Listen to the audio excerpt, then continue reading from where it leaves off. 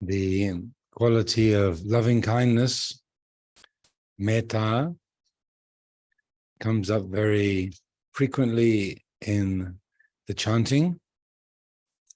Metta sahagatena, I will abide, pervading 1/4 with a heart imbued with loving kindness. Or the Metta Sutta, this is what should be done by one who is skilled in goodness. So, may I abide in well-being. Oftentimes, metta is presented as an individual practice, metta bhavana.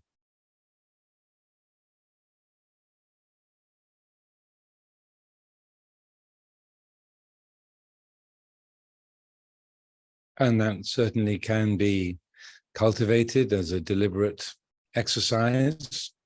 And there are different ways of doing that, different ways of bringing the quality of loving kindness to heart, to mind, and spreading that out around within oneself and around the world in a systematic way. There are many Dhamma teachings, different presentations on different retreats, different Dhamma books describe this kind of methodology, how to spread loving kindness. But metta is not just an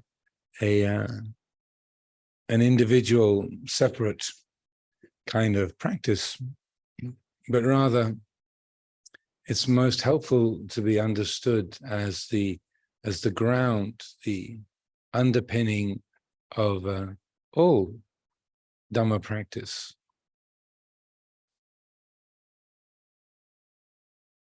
So it's an attitude of mind, what they call a sublime attitude or a divine attitude that is the background, is the basic relationship of the heart to all experience.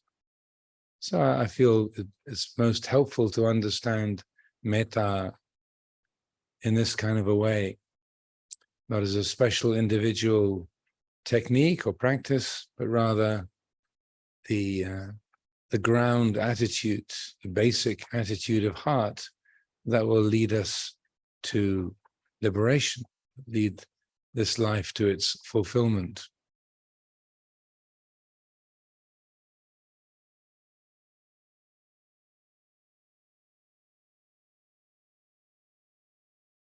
And when we recite the words of the different chants that we do, or we look at metta bhavana as a particular practice, there's a quality of radiance, abundant, exalted, immeasurable, radiating kindness over the entire world. So there's a very definite outgoing quality, benevolence, well-wishing. So that's, I would call, the expressive aspect of metta, the outgoing.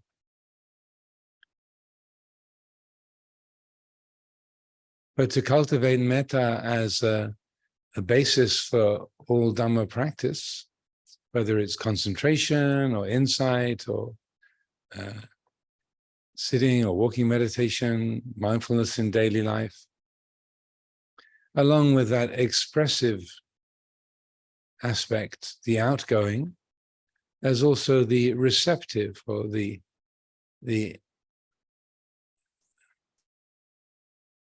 that which is receiving, taking in, accepting.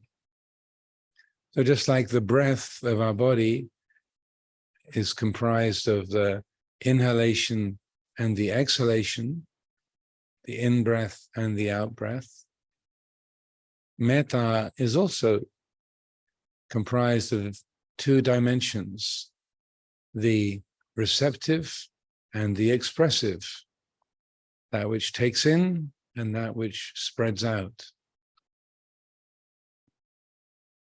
So the receptive aspect of metta, Ajahn Jiew was talking about yesterday, this peaceful coexistence, or also Luang Por Sumedho would use the phrase, not dwelling in aversion. I like to use the words radical acceptance. This is a quality of open-heartedness, ready to receive this moment, just how it happens to be. It's a sunny day with blue skies and puffy clouds, or it's a rainy day. Everything is wet and soggy. Here it is. It's like this. A body free of discomfort, at ease, relaxed, or a body with aches and pains, injuries, illnesses, a headache that won't go away, an injured knee that is constantly painful. Here it is. So radical acceptance as the receptive, the intaking aspect of metta. I feel this is really the heart of that quality of loving kindness, the open-heartedness. Chai Guang, the heart is wide, is open, is ready to accept exactly the way things are in this moment. And just as with the breath, it's the inhalation, the in-breath that brings the oxygen into the body that keeps us alive.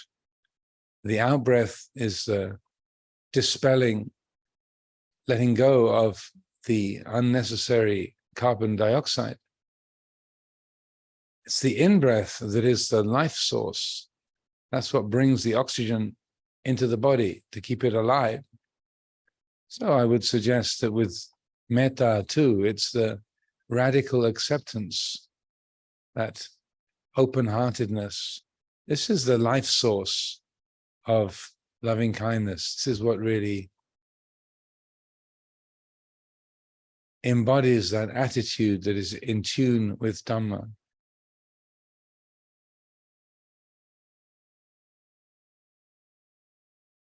And one of the difficulties with metta is translating the word as love, because love in English, rak, komrak in Thai, implies that we like things. We like this person, we like this country, we like this kind of food, we like this music.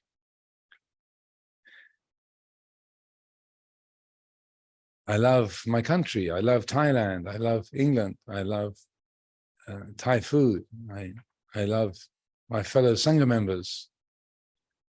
But love, as embodied in metta, doesn't necessarily mean liking. It's bigger than that. So we can be kind to things that we don't like. If we have an ache in the body, we can't like it. We've had a headache for 3 days. We can't pretend that we like that or that we're glad that it's there, but we cannot make it into an enemy, a satru, as Tanajan was saying last night. It's not an enemy. Here it is. So when we talk about metta, we're not trying to like everything. And this is a point Luang Por Sumedho would make over and over and over again in teaching about metta bhavana. Loving is not the same as liking, because we can have love, we can have an attitude of acceptance to things that are completely unlikable. A 3-day headache, a difficult family member, weather that's unbearably hot or unbearably cold, things that are not likable, a taste that is very bitter or off-putting. We're not trying to make ourselves like the unlikable, but recognize everything has its place in nature. So we can have genuine metta for a headache that's been there for 3 days.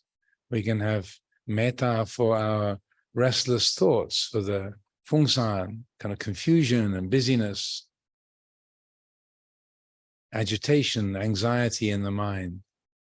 We're not trying to make ourselves like it, but rather to acknowledge, here it is, in this moment, it's exactly this way.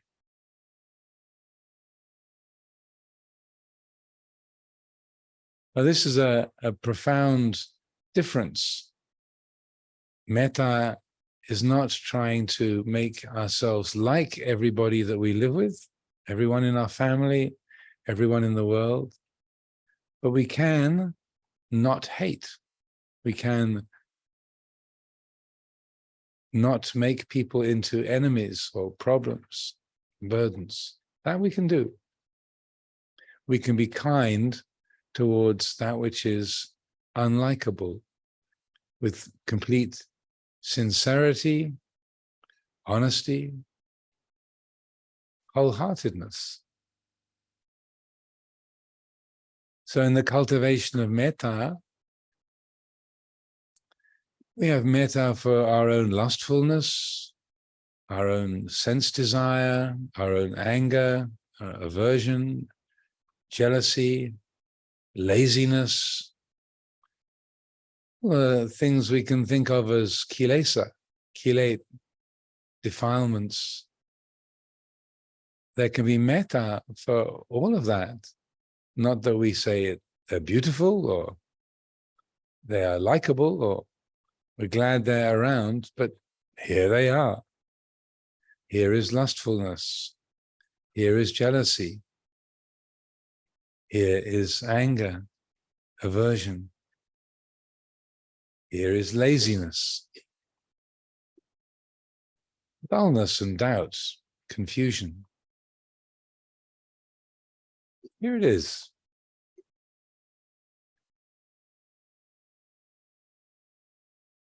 So in the cultivation of meditation, sitting practice, walking practice, as we endeavor to concentrate the mind, when, say, you're making the effort to focus on the breathing, and the mind, the attention gets distracted, caught up in a memory, in a sound that we hear. In that moment of recognizing that the attention has been caught, wandered away, with an attitude of great kindness, great patience, let go of whatever it is the mind has grabbed hold of, invite the attention back to the rhythm of the breathing. It's like taking care of a young child, a restless 2-year-old that wants to jump up and run around. Over and over again, patiently, kindly, with a big heart. We gather them in, sit them down, help them with the lesson that they're learning. Maybe you're teaching them the letters, ko, kai, ko, kwai, A, B, C. Very patiently, very gently, very firmly, sit them down, pick up the pencil, the crayon, put it in their hand, help them to make the letter. So just like a loving parent is patient with a restless child, in the same way, great kindness, great patience, we work with restlessness, doubt, sleepiness, agitation. So we're using a method based on kindness patience. So the result of that effort will be peaceful.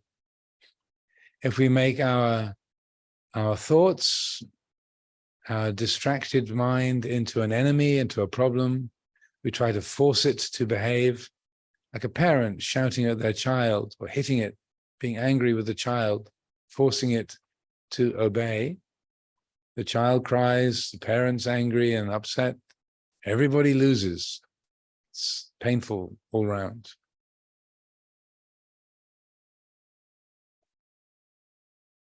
A walking meditation, dealing with the rain,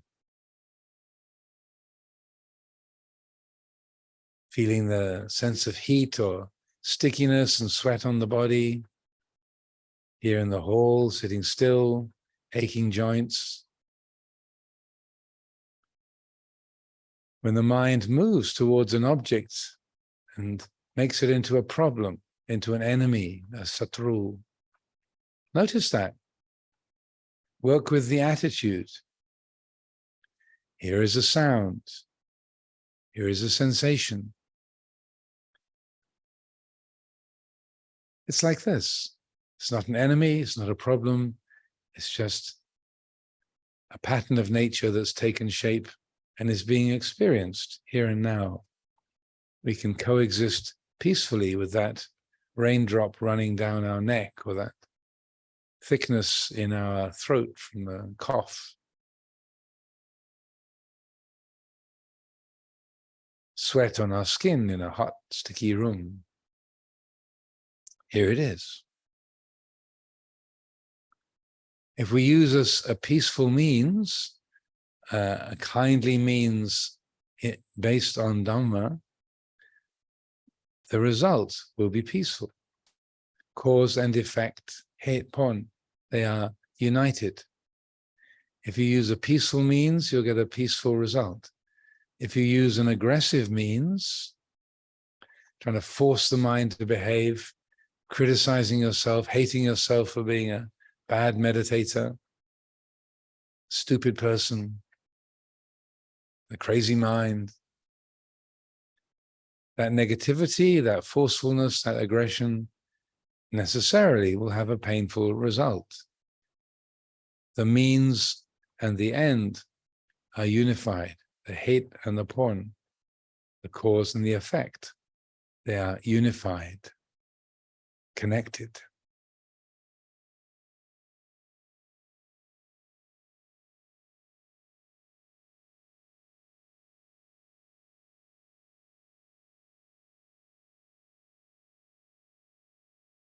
Now in our practice then, one of the important things is getting a feel for this quality of kindness, of metta as an attitude, open-hearted acceptance, radical acceptance. So we're not trying to pretend that we like everything. Also, acceptance doesn't mean approval.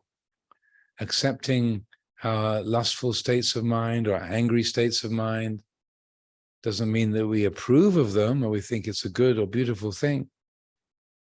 Having metta for people in the world who are destructive or cruel, dishonest, doesn't mean that we approve, that we are glad that they act in that way. But here it is. So acceptance does not mean approval.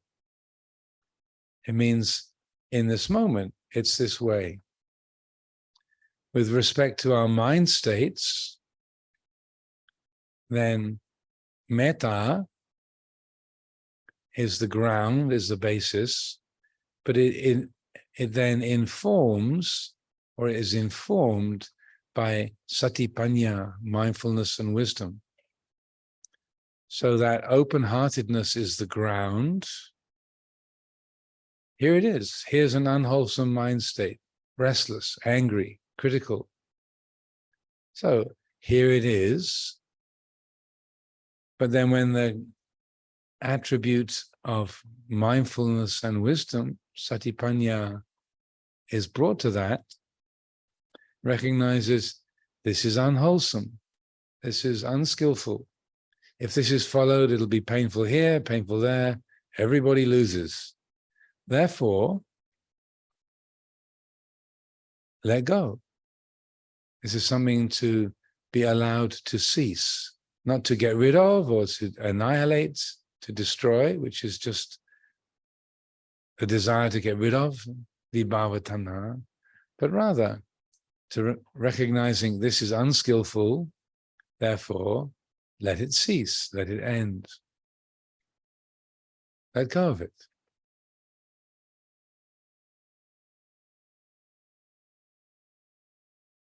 If what is recognized is something wholesome, the mind is concentrated, there's a quality of friendliness, kindness, peacefulness, then that is known, that's recognized, here it is, accepted in the same way.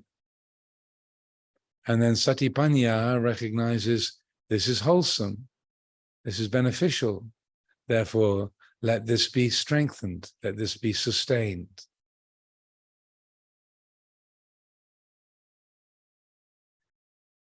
Well, this is what is called the development of the basis of effort, the samapadana, the great strivings, or the skillful way of exercising effort, the aspects of sama vayama, right effort that's in tune with Dhamma. So the basis is metta. We accept whatever is here.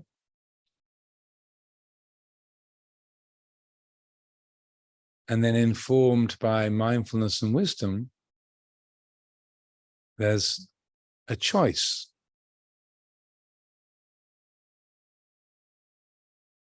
So these four aspects of right efforts, effort that's in tune with reality, first of all, the effort to restrain the unwholesome from arising is the intention to live skillfully, practice meditation, keep the precepts, be unselfish.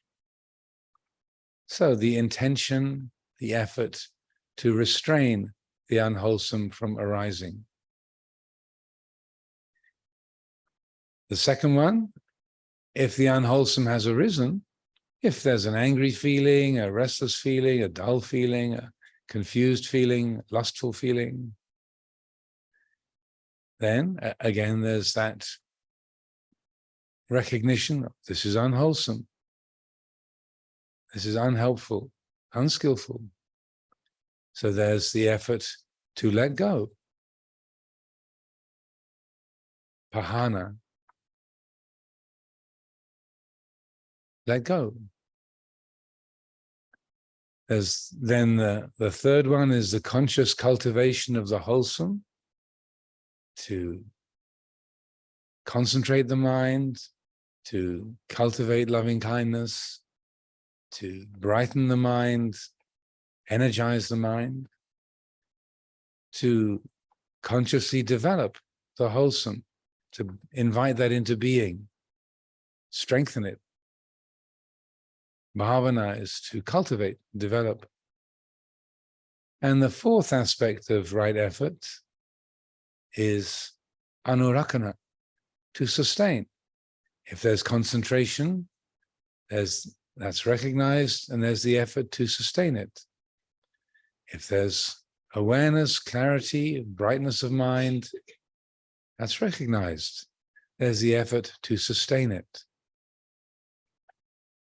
Oh, these four aspects of right effort, restraining the unwholesome from arising, but if the unwholesome has arisen, to let go, the conscious cultivation of the wholesome, and the conscious sustaining of the wholesome, if it has arisen, all of these can be cultivated, worked with completely free of self-view, free of I and me and mine. That's why they are sammaha, in tune with reality. That's why they're aspects of the Eightfold Path.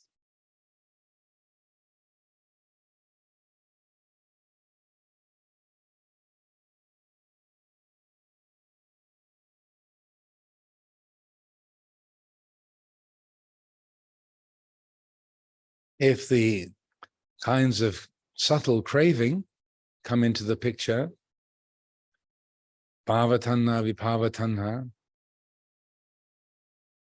then this is the appearance of the I, me, and mine.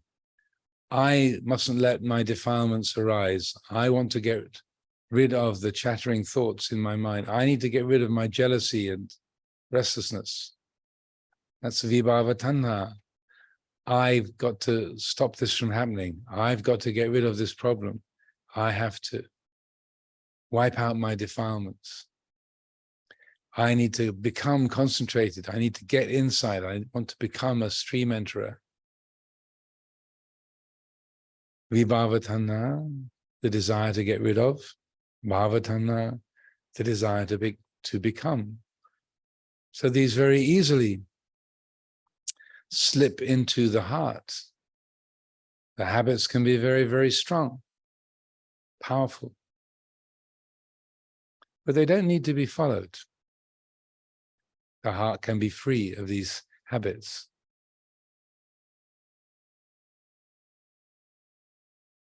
So as we work with the mind, developing concentration, using the rhythm of the feet, the rhythm of the breath as reference points,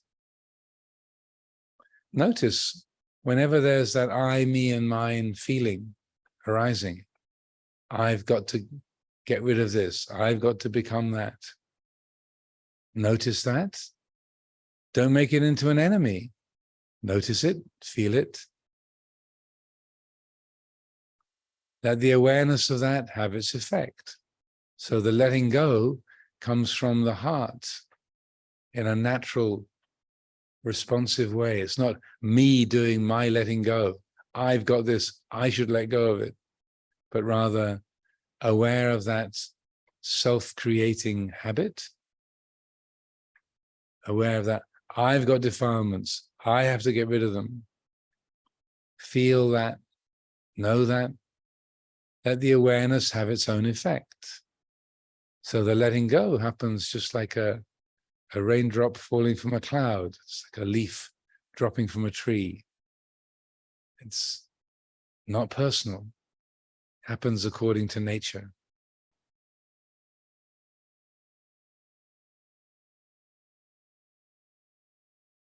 This is not easy work to do, but what else is there to do?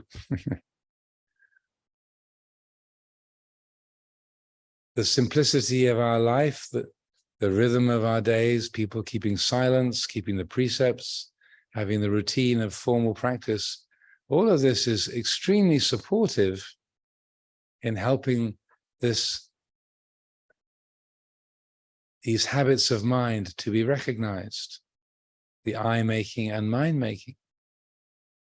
To know those habits, to see them, to feel them, and to train the heart to respond by being awake to them and then letting go of the unwholesome. And when that letting go, when the grasping has stopped, notice how this feels. What's the quality of the heart when the grasping stops? Know that directly. There's peacefulness, simplicity, spaciousness. And for a moment, no sense of self.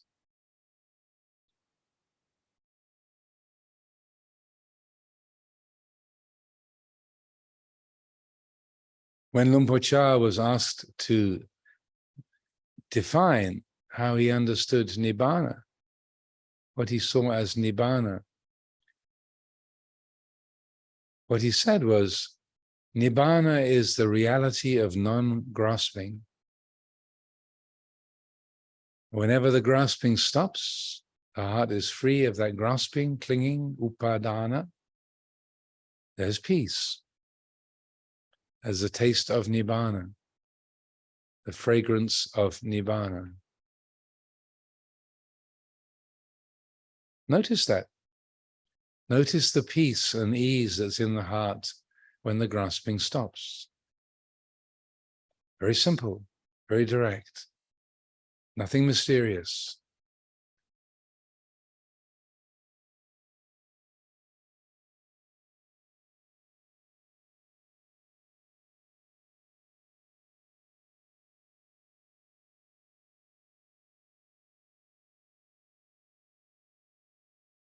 Now, this quality of metta as a foundation, it's also in this way closely related to contentment, santutita.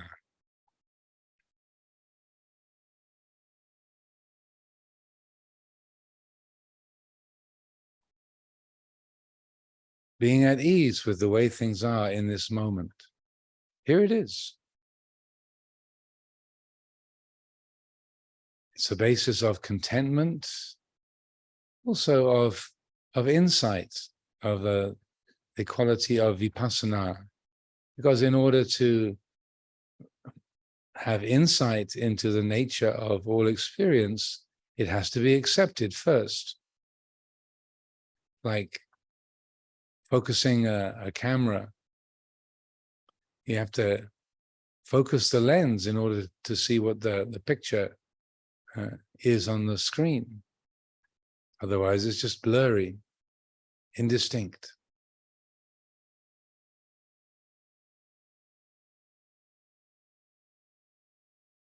So metta is like that tuning, that focusing of the lens to receive what's here in this moment. Pleasant, painful, neutral, expected, unexpected, coarse or fine, wholesome, unwholesome. Here it is. Then having that basis of acceptance, seeing the picture of this present reality clearly, then the quality of insight,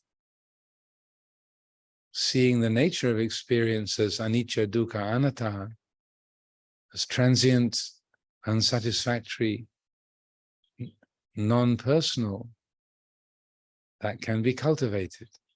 But metta is the ground, is the basis for insight. There has to be an acceptance of the way things are before the fabric, the structure of the way things are can fully be appreciated.